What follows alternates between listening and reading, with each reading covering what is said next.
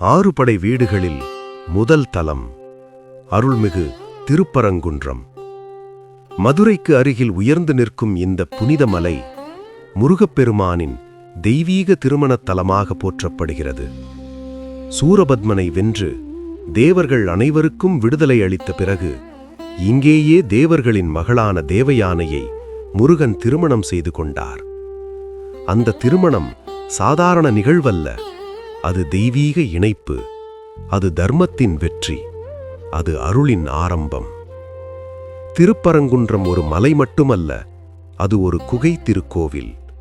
பாறையை வெட்டி உருவாக்கப்பட்ட இந்த ஆலயம் ஆயிரக்கணக்கான ஆண்டுகளாக பக்தர்களை அருளால் காக்கிறது.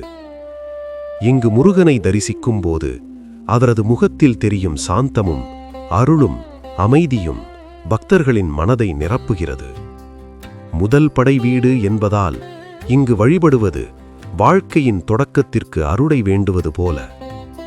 திருப்பரங்குன்றம் நமக்கு சொல்லும் செய்தி என்னவெனில், வெற்றி பெற்ற பிறகும் தாழ்மை அவசியம், அருள் பெற்ற பிறகும் நன்றி அவசியம். இது முருகனின் முதல் படை வீடு.